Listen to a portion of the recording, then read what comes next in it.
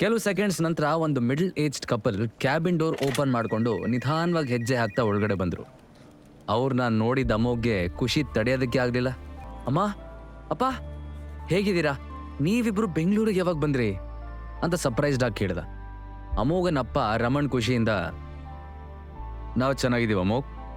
ಧೀರಜ್ ಅರಸು ಮೀಡಿಯಾನ ನಿನ್ನ ಹೆಸರಿಗೆ ಮಾಡಿದಾನೆ ಅಂತ ಕೇಳಿದ್ವಿ. ಅದು ಗೊತ್ತಾದ್ಮೇಲೆ ನಮ್ಮ ಮನಸ್ಸು ತಡಿಲಿಲ್ಲ. ನಿನ್ನೆ ನೋಡಬೇಕು ಅಂತ ಅನಿಸ್ತು, ತಕ್ಷಣ ಹೊರಟ್ಬಿಟ್ಟೆ ಅಂದ್ರು. ಅಮೋಘ್ ಅದಕ್ಕೇನಾದರೂ ರಿಯಾಕ್ಟ್ ಮಾಡಬೇಕು ಅನ್ನೋಷ್ಟರಲ್ಲಿ ಅವನಮ್ಮ ಸುಕನ್ಯಾ ಕುತೂಹಲದಿಂದ, ನಿಜ ಹೇಳೋ ಮಗನೇ, ಈಗ ಅರಸು ಮೀಡಿಯಾ CEO ನೀನೇನಾ ಅಂತ ಕೇಳಿದ್ರು. ಅಮೋಘ್ ಸ್ಮೈಲ್ ಮಾಡ್ತಾ, ಹೌದಮ್ಮ, ಅರಸು ಮೀಡಿಯಾ CEO ನಿನ್ನ ಮಗನೇ. ನಮ್ಮ ಫ್ಯಾಮಿಲಿ ಬಿಸ್ನೆಸ್ಸಲ್ಲಿ ಏನೋ ಪ್ರಾಬ್ಲಮ್ ಆದಾಗ ನಾನು ತುಂಬ ಹೆಲ್ಪ್ ಮಾಡಿದ್ದೆ.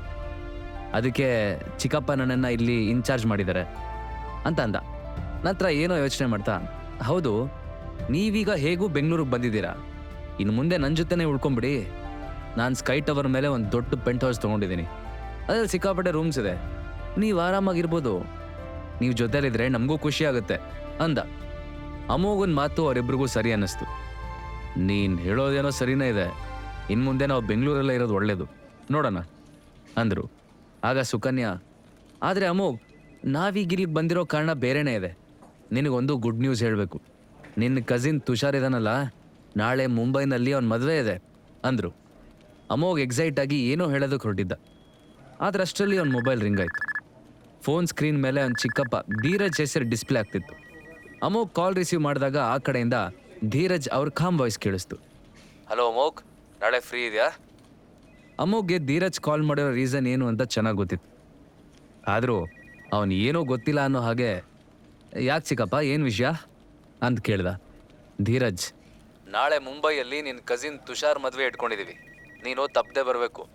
ಇಷ್ಟು ಲೇಟಾಗಿ ಹೇಳ್ತಿದ್ದೀನಿ ಅಂತ ಬೇಜಾರು ಮಾಡ್ಕೋಬೇಡ, ಸಡನ್ನಾಗಿ ಮದುವೆ ಡೇಟ್ ಫಿಕ್ಸ್ ಆಯಿತು ಅಂದರು. ಅಮೋಘ್ ಮುಗುಳ್ನಗ್ತಾ, ಖಂಡಿತ ನಾನು ನಾಳೆ ಬರ್ತೀನಿ ಚಿಕ್ಕಪ್ಪ, ನೀವೇನು ಯೋಚನೆ ಮಾಡಬೇಡಿ ಅಂದ. ನಂತರ ಅವರಿಬ್ಬರು ಸ್ವಲ್ಪ ಕಂಪ್ನಿ ಬಗ್ಗೆ ಡಿಸ್ಕಸ್ ಮಾಡಿ ಕಾಲ್ ಕಟ್ ಮಾಡಿದ್ರು. ಕಾಲ್ ಮಾಡಿದ್ದು ನಿನ್ನ ಚಿಕ್ಕಪ್ಪ ಅಲ್ವಾ, ಏನಂತೆ, ಮದುವೆ ಕರೆಯೋದು ಬಿಟ್ಟು ಬೇರೆ ಏನಾದರೂ ಹೇಳಿದ್ನಾ ಅಂತ ಕೇಳಿದ್ರು. ಅಮೋಘ್ ತನ್ನ ಯೋಚನೆಗಳಿಂದ ಹೊರಗೆ ಬಂದು, ಇಲ್ಲಪ್ಪ, ಬೇರೆ ಏನೂ ಇಲ್ಲ, ನಾಳೆ ನಾವೆಲ್ಲ ಒಟ್ಟಿಗೆ ಮದುವೆಗೆ ಹೋಗೋಣ ಅಂತಂದ. ರಮಣ್ ಕೂಡ ಖುಷಿಯಿಂದ, ಖಂಡಿತ ಹಾಗೆ ಮಾಡೋಣ, ನೀನು ಹೆಂಡ್ತಿನೂ ಕರ್ಕೊಂಡು ಹೋಗೋಣವಾ ಅಂತ ಕೇಳಿದ್ರು. ಇಲ್ಲಪ್ಪ, ಅವಳನ್ನು ಕರ್ಕೊಂಡು ಹೋಗೋ ಟೈಮು ಇನ್ನೂ ಬಂದಿಲ್ಲ, ಈ ಸರಿ ನಾವೇ ಹೋಗೋಣ ಅಂತ ಅಮೋಘ್ ಅಂದಾಗ ರಮಣ್ ಮತ್ತೇನೋ ಕೇಳೋದಕ್ಕೆ ಮುಂದಾದ್ರು. ಅದನ್ನ ನೋಡಿ ಸುಕನ್ಯಾ, ಸರಿ ಸರಿ, ನೀವೀಗ ಅದು ಇದು ಮಾತಾಡ್ತಾ ನನ್ನ ಮಗನ್ಗೆ ತಲೆ ತಿನ್ಬೇಡಿ, ಇದನ್ನೆಲ್ಲ ಆಮೇಲೆ ಮನೆಗೆ ಹೋದ್ಮೇಲೆ ಮಾತಾಡ್ಬೋದು, ನಮ್ಮಿಂದ ಅವನ ಕೆಲ್ಸಕ್ಕೆ ಡಿಸ್ಟರ್ಬ್ ಆಗೋದು ಬೇಡ ಅಂತ ಹೇಳ್ತಾ ಅಮೋಘ್ ಕಡೆ ತಿರುಗಿ, ನೀನು ಕೆಲಸ ಮುಂದುವರ್ಸು ಮಗನೆ, ನಾವಿಬ್ರು ಬೆಂಗಳೂರಿಗೆ ಬರದೆ ತುಂಬಾ ಟೈಮ್ ಆಗಿದ್ದೆಲ್ಲ, ನಾನು ನಿನ್ನಪ್ಪ ಹಾಗೆ ದೇವಸ್ಥಾನ ಅಲ್ಲಿ ಇಲ್ಲಿ ಸ್ವಲ್ಪ ಸುತ್ತಾಡ್ಕೊಂಬರ್ತೀವಿ ಅಂದ್ರು. ಅಮೋಘ್ ಸರಿ ಅಂತ ಹೇಳಿ ಅವರಿಬ್ಬರನ್ನೂ ಕಳಿಸ್ಕೊಟ್ಟ. ಅರಸು ಫ್ಯಾಮಿಲಿ ಮಗನ್ ಮದುವೆ ಅಂದ್ರೆ ಸುಮ್ಮನೆನಾ? ಅಲ್ಲಿಗೆ ಬಂದಿರೋರೆಲ್ಲ ಬರೀ VIP ಗೆಸ್ಟ್ಗಳೇ. ಎಲ್ಲಿ ನೋಡಿದ್ರು ಲಕ್ಸುರಿ ಕಾರ್ಸ್, ಬ್ರ್ಯಾಂಡೆಡ್ ಡ್ರೆಸ್ಸಲ್ಲಿ ಮಿಂಚ್ತಾ ಇರೋ ಶ್ರೀಮಂತರು ಇವರೇ ಕಾಣಿಸ್ತಿದ್ರು. ಅಮೋಘ್ ವೆನ್ಯೂ ಮೇನ್ ಡೋರ್ ಹತ್ರ ಬಂದಾಗ ತುಷಾರ್ ಅಲ್ಲೇ ಗೆಸ್ಟ್ನ ವೆಲ್ಕಮ್ ಮಾಡ್ತಾ ನಿಂತಿರೋದು ಕಾಣಿಸ್ತು.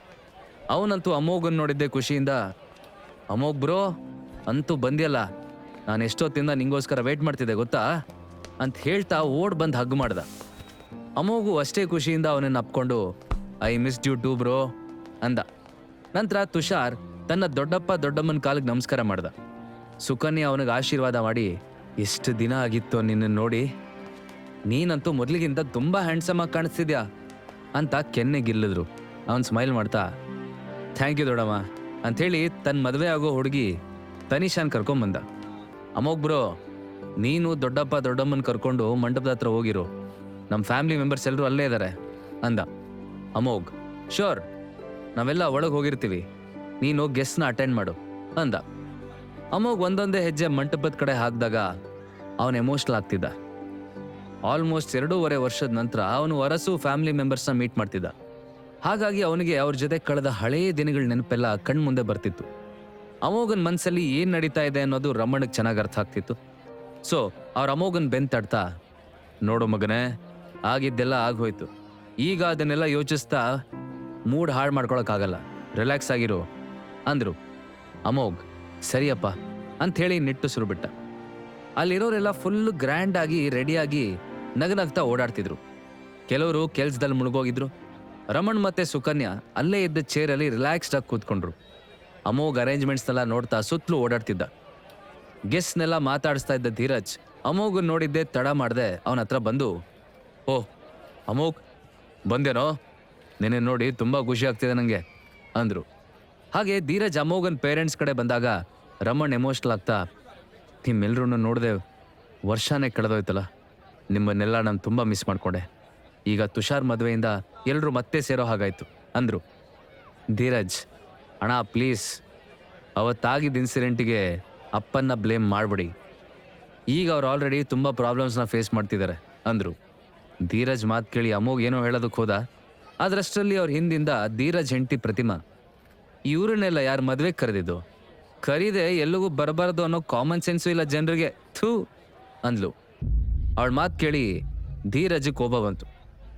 ಅವ್ರ ತಕ್ಷಣ ಸುತ್ತಮುತ್ತಲು ಓಡಾಡ್ತಿರೋ ಜನರನ್ನ ನೋಡಿ ನಂತರ ಮೆಲ್ಲಗೆ ಹೇಳ್ತಾ, ಹೇ ಪ್ರತಿಮಾ, ಏನು ಮಾತಾಡ್ತಿದ್ಯಾ? ನಾನೇ ಖುದ್ದಾಗಿ ಅಣ್ಣಂಗೆ ಅಮೋಘ್ಗೆ ಫೋನ್ ಮಾಡಿ ಮದುವೆಗೆ ಬರಕ್ಕೆ ಹೇಳಿದ್ದು ಅಂದರು. ಪ್ರತಿಮಾಗೆ ಅಮೋಘ್ನ ಈಗಿನ ಸಿಚುವೇಶನ್ ಬಗ್ಗೆ ಗೊತ್ತಿರಲಿಲ್ಲ. ಅರಸು ಗ್ರೂಪ್ಸ್ ಪ್ರಾಬ್ಲಮಲ್ಲಿದ್ದಾಗ ಅಮೋಘನ ಅಜ್ಜ ಧೀರಜ್ಗೆ ಸೀಕ್ರೆಟಾಗಿ ಮೆಸೇಜ್ ಕಳಿಸಿದ್ರು. ಅವರು ಧೀರಜ್ಗೆ ಅರ್ಜೆಂಟಾಗಿ ಬೆಂಗಳೂರಿಗೆ ಹೋಗಿ ಅಮೋಘ್ನ ಹೆಲ್ಪ್ ಕೇಳಬೇಕು ಅಂತ ಹೇಳಿದ್ರು. ಅದಾದ್ಮೇಲೆ ಅಮೋಘ್ ಅರಸು ಫ್ಯಾಮಿಲಿಗೆ ಹೆಲ್ಪ್ ಮಾಡೋದಕ್ಕೆ ಒಪ್ಪಿದ್ದ. ಇಷ್ಟೆಲ್ಲ ನಡೆದಿದೆ ಅಂತ ಪ್ರತಿಮಾಗ್ ಗೊತ್ತಿರಲಿಲ್ಲ. ಧೀರಜ್ ಅಮೋಘ್ನ ಡಿಫೆಂಡ್ ಮಾಡಿದ್ ನೋಡಿ ಪ್ರತಿಮಾಗ್ ಸಿಟ್ಟು ಬಂತು. ಅವಳು, ನೀವ್ಯಾಕೆ ಅವ್ರನ್ನ ಮದ್ವೆಗೆ ಕರೆದ್ರಿ? ನಿಮಗ್ ಸ್ವಲ್ಪನೂ ಬುದ್ಧಿ ಇಲ್ಲ ಅಲ್ಲ? ಅವ್ರಿಗಾದ್ರೂ ಕರೆದ ತಕ್ಷಣ ಬರೋದಕ್ಕೆ ಮನ್ಸಾದ್ರೂ ಹೇಗ್ ಬಂತು? ಸ್ವಲ್ಪನಾದ್ರೂ ನಾಚಿಕೆ ಇಲ್ವಾ ಇವ್ರಿಗೆ? ಎಲ್ಲ ಕಳ್ಕೊಂಡು ಈ ಅಮೋಘ್ ಬೀದಿಗೆ ಬಿದ್ದ. ಯಾರೋ ಶ್ರೀಮಂತರ ಮಗಳು ತಲೆ ಕೆಡಿಸಿ ಅವಳನ್ನ ಮದುವೆ ಆಗಿ ಇವತ್ತು ಅವ್ರ ಮನೆ ಅಳಿಯನಾಗಿ ಅಡಿಗೆ ಮನೆಯಲ್ಲಿ ಪ್ಲೇಟ್ ತೊಳಿತಿದ್ದಾನೆ. ಇವನು ಗುಣಗಾನ ಬೆಂಗಳೂರಿಂದ ಮುಂಬೈವರೆಗೂ ತಲುಪಿದೆ ಗೊತ್ತಾ ಅಂದ್ಲು. ಪ್ರತಿಮಾ ಹೀಗೆ ಸಿಟ್ಟಲ್ಲಿ ಮಾತಾಡ್ತಿರೋದನ್ನ ನೋಡಿ ಸುತ್ತಲೂ ಇರೋ ಜನ ಈ ಕಡೆನೇ ನೋಡಿದ್ರು. ಹಾಗೆ ಎಲ್ಲರೂ ತಮ್ಮ ಕಡೆ ನೋಡ್ತಿರೋದನ್ನ ರಮಣ್ ಮತ್ತೆ ಸುಕನ್ಯಾ ಅಬ್ಸರ್ವ್ ಮಾಡಿ ಇರಿಟೇಟ್ ಆದ್ರು. ಅಷ್ಟರಲ್ಲಿ ಪ್ರತಿಮಾ ಮತ್ತೆ ತನ್ನ ಮಾತನ್ನ ಕಂಟಿನ್ಯೂ ಮಾಡ್ತಾ, ನೋಡು ಅಮೋಘ್, ನಿನ್ ಕೈಗೆ ಅರಸು ಮೀಡಿಯಾ ಸಿಕ್ಕಿದೆ ಅಂದ ತಕ್ಷಣ ನೀನು ಮನಸ್ಸಿಗೆ ಬಂದ ಕಡೆ ಹೋಗೋದಕ್ಕೆ ಆಗುತ್ತೆ ಅಂತ ಅನ್ಕೋಬೇಡ. ನಿನ್ಗೆ ಆ ಪೊಸಿಷನ್ ಸಿಕ್ಕಿದೆ ಯಾಕಂದ್ರೆ ನನ್ನ ಗಂಡ ನಿನ್ ಮೇಲೆ ಕರುಣೆ ತೋರಿಸಿ ಅದನ್ನ ಕೊಟ್ಟಿದ್ದಾರೆ. ಇಲ್ಲ ಅಂದ್ರೆ ನೀನಿನ್ನು ಕೆಲ್ಸ ಇಲ್ಲದೆ ಬೀದಿ ಬೀದಿ ಅಲಿತಿದ್ದೆ. ಅಷ್ಟಕ್ಕೂ ಅರಸು ಗ್ರೂಪ್ಸ್ ಅಲ್ಲಿ ಸಾಕಷ್ಟು ಬಿಸ್ನೆಸಸ್ ಇದೆ. ಸೊ ನಮ್ಗೆ ಅರಸು ಮೀಡಿಯಾ ಬೇಕಾಗಿಲ್ಲ ಅಂದ್ರು.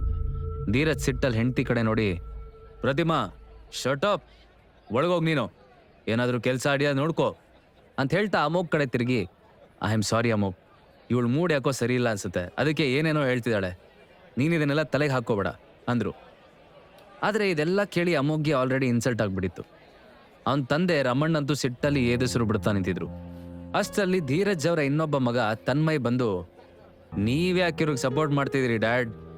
ಈ ಅಮೋಘ್ ಮೇಲೆ ಯಾಕೆ ಅಷ್ಟೊಂದು ಕರುಣೆ ನಿಮಗೆ ಅಂತ ಕೇಳ್ದ. ಆಗ ಅಮೋಘ್ ಬಾಯ್ ಹಾಕಿ, ಶಟ್ ಅಪ್ ತನ್ಮಯ್, ಇವತ್ತು ತುಷಾರ್ ಮದುವೆ ಇದೆ, ಇದನ್ನ ಯಾವುದೇ ಗಲಾಟೆ ಇಲ್ಲದೆ ಮುಗಿಸೋಣ, ಇವತ್ತೇನು ಡ್ರಾಮಾ ಬೇಡ ಅಂತ ಕೋಲ್ಡಾಗಿ ಹೇಳ್ದ. ಅಮೋಘ್ಗೆ ಇಷ್ಟು ದಿನ ಎಲ್ಲರೂ ತನ್ನನ್ನು ಇನ್ಸಲ್ಟ್ ಮಾಡ್ತಿದ್ರು ಬೇಜಾರಾಗ್ತಿರ್ಲಿಲ್ಲ. ಆದರೆ ಇವತ್ತಿಲ್ಲಿ ಅವನ ಜೊತೆಗೆ ಅವನ ಪೇರೆಂಟ್ಸ್ಗೂ ಅವಮಾನ ಆಗ್ತಿತ್ತು. ಇದು ಅಮೋಘ್ಗೆ ಸಹಿಸ್ಕೊಳ್ಳೋದಕ್ಕಾಗ್ತಿರ್ಲಿಲ್ಲ. ಹಾಗಾಗಿ ಅವನು ಆದಷ್ಟು ಕೂಲಾಗಿ ಸಿಚುವೇಶನ್ ಹ್ಯಾಂಡಲ್ ಮಾಡೋದಕ್ಕೆ ಟ್ರೈ ಮಾಡ್ತಿದ್ದ. ಆದರೆ ತನ್ಮಯ್ ಇವತ್ತು ಅಮೋಘ್ಗೆ ಇನ್ಸಲ್ಟ್ ಮಾಡಲೇಬೇಕು ಅಂತ ಡಿಸೈಡ್ ಮಾಡಿರೋ ಹಾಗೆ ಕಾಣಿಸ್ತಿದ್ದ. ಸೊ ಅಮೋಘ್ ಏನೇ ಹೇಳಿದ್ರು ತನ್ಮಯ್ ಅದಕ್ಕೊಂದು ತಪ್ಪು ಆ್ಯಂಗಲ್ ಕೊಡ್ತಿದ್ದ. ಅವನು ಈಗಲೂ ಅಮೋಘ್ಗೆ ವ್ಯಂಗ್ಯ ಮಾಡ್ತಾ, ಏನಂದೆ, ನಾನ್ ಡ್ರಾಮಾ ಮಾಡ್ತಿದ್ದೀನಾ? ಡ್ರಾಮಾ ನಾನಲ್ಲ, ನೀವು ಮಾಡ್ತಿದ್ದೀರಿ ಮದ್ವೆಗೆ ಬಂದು. ಅಷ್ಟಕ್ಕೂ ನಿನ್ನ ಕೈಲಿ ನನಗೇನು ಮಾಡೋದಕ್ಕಾಗತ್ತೆ? ಏನೂ ಆಗಲ್ಲ ಅಂತ ಹೇಳ್ದ.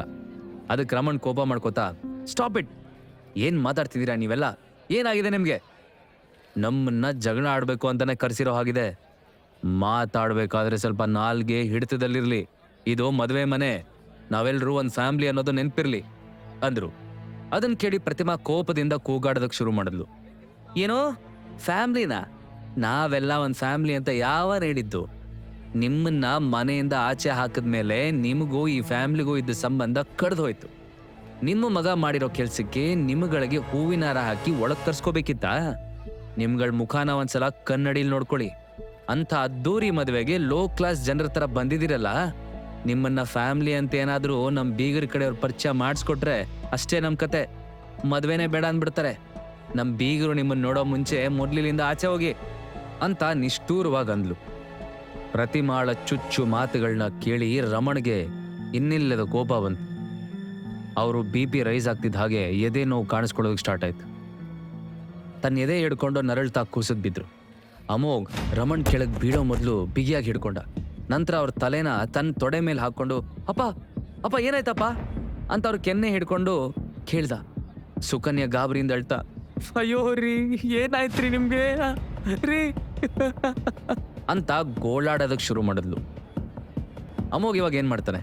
ಮದುವೆ ಮನೆಯಲ್ಲಿ ದೊಡ್ಡ ರಾಧ ಅಂತ ನಡೆಯುತ್ತಾ? ರಮಣ್ ಬದುಕುಳಿತಾರ? ಹಾಗಾದ್ರೆ ಈಗಲೇ ಡೌನ್ಲೋಡ್ ಮಾಡಿ ಪಾಕೆಟ್ FM ಮತ್ತು ಕೇಳಿ ಅರಸು.